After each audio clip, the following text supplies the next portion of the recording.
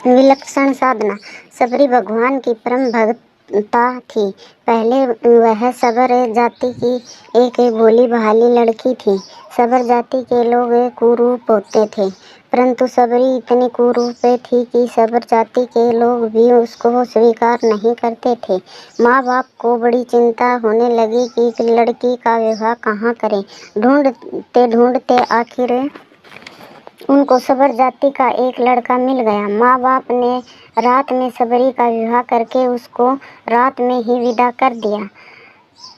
लड़के को कह दिया कि भैया तुम रात रात में ही अपनी स्त्री को ले जाओ। लड़का उसको लेकर रवाना हो गया। आगे आगे लड़का चल रहा था, पीछे पीछे सबरी चल रही थी। चलते चलते वे दंड के वन में आ पहुँचे। वहाँ सूर्य उदय हो गया। लड़के के मन में आया कि देखूं तो सही मेरी स्त्री कैसी है। उसने पीछे मुड़कर सबरी को देखा तो उसकी कुरूपता देखकर वह डर के मारे वहाँ से भाग गया कि यह तो कोई डाकण है, मेरे को खा जाएगी। अब सबरी बेचारी दंडकवन में अकेली रह गई। वह पीहर से तो आ गई और ससुराल का पता नहीं। अब वह कहाँ जाए। दंडकवन में रहने वाले ऋषि सबरी को अछूत मानकर उसका तिरस्कार करने लगे। वहाँ मंतक नाम के एक वृद्ध ऋषि रहते थे। उन्होंने सबरी को देखा तो उस पर दया आ गई। उन्होंने कृपा करके उसको अपने आश्रम में शरण दे दी। दूसरे ऋषियों ने इसका बड़ा विरोध किया कि आपने अछूत जाति की स्त्री को अपने पास रख लिया, परंतु मंदक ऋषि ने उनके बात मानी नहीं। उन्होंने बड़े स्नेहपूर्वक सबरी से कहा कि बेटा तुम डरो मत, घबराओ मत, मेरे पास रह जाओ। जैसे कोई माँ बाप के पास रहे ऐसे सबरी खुशी से वहाँ रहने लग गई। सबरी को सेवा करने में बड़ा आनंद आता था। सब ऋषि मुनि सबरी का तिरस्कार किया करते थे, इसलिए वह छिपकर डरते डरते उनकी सेवा किया करती थी। रात में जब सब सो जाते तब जिस रास्ते से ऋषि लोग स्नान के लिए पंपा सरोवर जाते थे वह रास्ता बुहार कर साफ कर देती। जहाँ कंकड़ होते वहाँ बालू बिछा देती। ऋषियों के लिए ईंधन लाकर रख देती। अगर कोई देख लेता तो वहाँ से भाग जाती।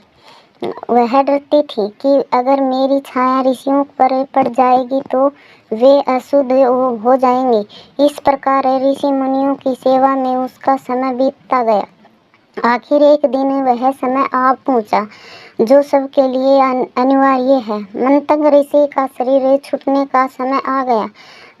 जैसे माँ बाप के मरते समय बालक रोता है, ऐसे सबरी भी रोने लग गई। रोने के सिवाय वह और करे भी क्या। हाथ की बात थी नहीं। मंतक ऋषि ने कहा कि बेटा तुम चिंता मत करो, एक दिन तेरे पास भगवान राम आएंगे। मंतक ऋषि शरीर छोड़कर चले गए। अब सबरी भगवान राम के आने की प्रतीक्षा करने लगी। प्रतीक्षा बहुत ऊंची साधना है। इसमें भगवान का विशेष चिंतन होता है। भगवान का भजन ध्यान करते हैं तो वह इतना सजीव साधन नहीं होता, निर्जीव सा होता है, परंतु प्रतीक्षा में सजीव साधना होती है। रात में किसी जानवर के चलने से पत्तों की खड़खड़ाहट भी होती है तो सबरी बाहर आकर देखती कि कहीं राम तो नहीं आ गए। वह प्रतिदिन कुटिया के बाहर पुष्प बिछाती और तरह तरह के फल लाकर रखती। फलों में भी चक्कर बढ़िया बढ़िया फल राम जी के लिए रखती। राम जी ने नहीं आते तो दूसरे दिन फिर ताज़े फल लाकर रखती। उसके मन में बड़ा उत्साह था कि राम जी आएंगे तो उनको भोजन कराऊंगी।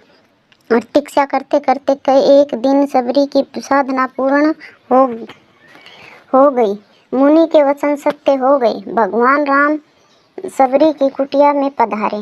सबरी देखे राम ग्रह आए, मुनि के वचन सुमझे जिए भाई।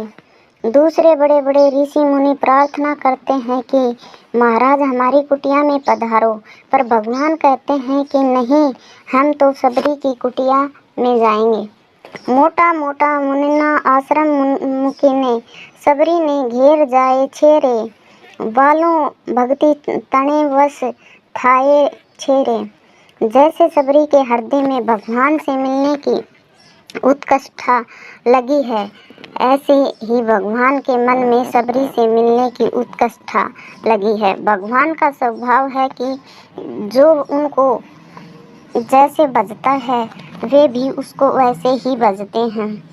सबरी के आनंद की सीमा नहीं रही, वह भगवान के चरणों में लिपट गई। जल लाकर उसने भगवान के चरण धोए, फिर आसन बिछाकर उनको बिठाया, फल लाकर भगवान के सामने रखे और प्रेम पूर्वक उनको खिलाने लगी। सबरी पुराने जमाने की लंबी स्त्री थी।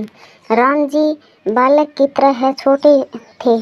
जैसे माँ बालक को भोजन कराए, ऐसे सबरी प्यार से राम जी को फल खिलाने लगी और राम जी भी बड़े प्यार से उनको खाने लगे। धन्यवाद।